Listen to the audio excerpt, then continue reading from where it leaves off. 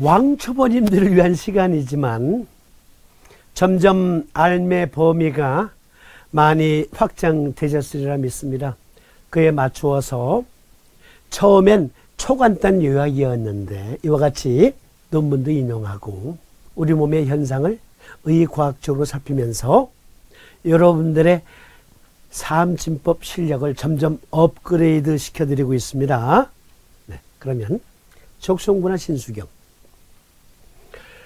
잔이 비어 있습니다. 신수경의 수라고 하는 찻잔 속에 솜구나가 비어 있습니다. 허증으로 작용하지요. 말씀드렸죠. 신허증은 무조건 열력이 부족한 상태다. 그것이 기본이에요. 먼저 그것이 기본이다. 마른 장작처럼 그냥 화력이 좋은 90 먹은 노인네 허리 아프다고 신허증 아니에요. 70 먹은 노인네, 요즘 노인네도 아니지. 70 먹은 노인네가 지난달까지만 해도 내가 아침이면 분기 탱천했던 그러한 느낌이 있었는데 어디가? 어랫도리가.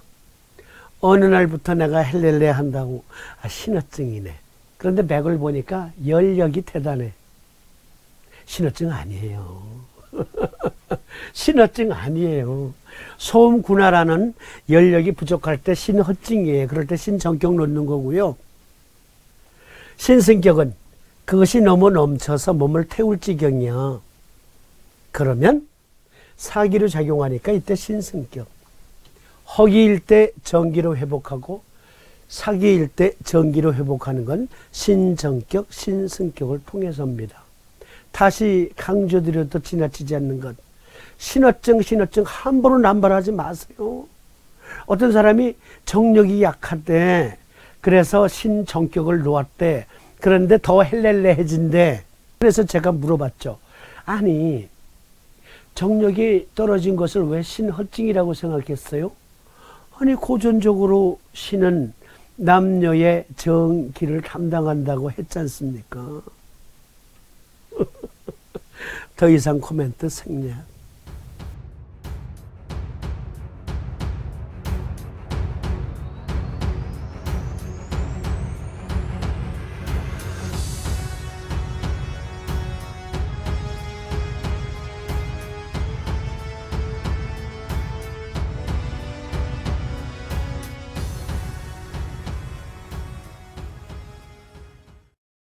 오행의 상생상극의 원리에 따르면 신은 폐금이 지원한다. 그 기능을. 귀에 못이 박히도록 귀가 따갑도록 말씀드렸기 때문에 더 이상 코멘트 안 하려고 했지만 다시 강조드립니다. 레닌, 엔지오텐신, 알도스테론 시스템이 우리 몸의 생명력의 가장 기본 단위예요.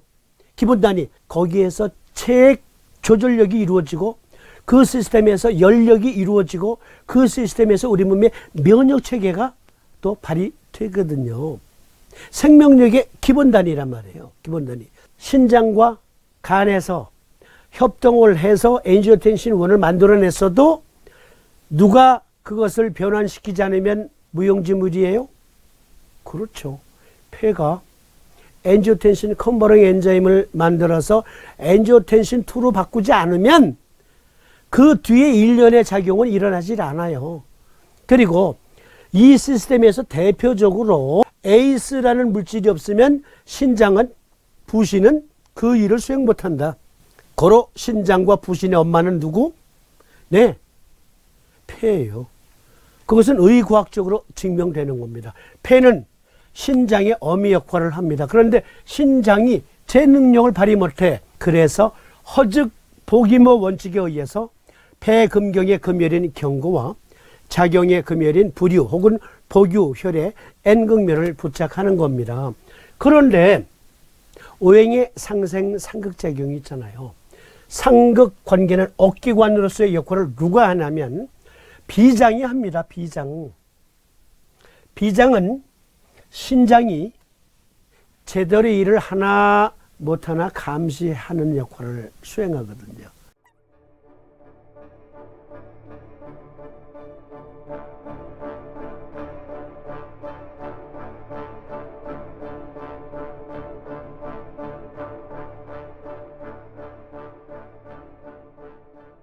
이거 잘 봐주세요. fight or flight. 여기서 보면 공포, 위험 상황, 스트레스 대처 시스템은 부신에서 내분비 시스템을 지휘 조절함으로 나타나는데 이때 소화기 시스템은 억제된다. 무슨 얘기냐면 뇌에서 시상하부에서 위험을 감지했습니다. 그러면 부신은 에프네프린을 증폭시켜서 간이 글라이코진, 글루코스 등을 통해 당질 대사가 일어나도록 스티뮬레이트, 자극을 하게 되죠. 그러면 비로소 우리 몸에 텐션이 주어져요. 근육에. 그러면 심장은 벌렁벌렁이고 폐도 벌렁벌렁이면서 더 많은 산소와 더 많은 혈액을 공급하게 되지요. 근육은 에너지를 충전합니다. 고로 도망가거나 아니면 싸울 수 있게 되는 힘이 주어지게 되죠. 그런데 오로지 그때는 에너지 생산력만 증폭시켜야 해요. 그래서 일시적으로 소장, 대장, 위, 비장, 췌장의 역할은 정지됩니다. 정지. 그런데 이게 시스템적으로 일어나는 상황인데 때때로 말초신경 실조증 뭐 등등의 병이 있듯이 교감신경, 부교감신경에서의 서로 기량작용의 언밸런스가 나타나기도 하거든요. 신수경이 연력을 증폭시켜야 되는 몸에 어떠한 병변이 생겼어요. 상황이에요. 그럴 땐 비토도 억제되어야 한다. 비토도. 그래서 태백에 S극면을 부착하는 겁니다. 우리 몸에 시스템적으로 일어나는 현상이에요. 허복이모, 경고, 복유, N극면 부착하고 그리고 상극환계, 억기관으로서의 역할인 비토경의 토요일인 태백을 사하고 태계를 사합니다. S극면을 부착합니다. 그러면 일시적으로 부족했던 소음군화력이 증폭이 되지요. 자, 여기에서 다시 트레디셔널 차이니즈 메디신과 트레디셔널 코리안 메디신으로서의 삶 아큐펑처의 역할을 보십시다. 그러니까 TCM은 통증 클리닉 진통제 투약 효과와 같다면 삼진법은 시스템적인 생명력 조절 작용을 통해 우리 몸의 항상성을 회복시켜준다. 취하는 혈들을 보십시다.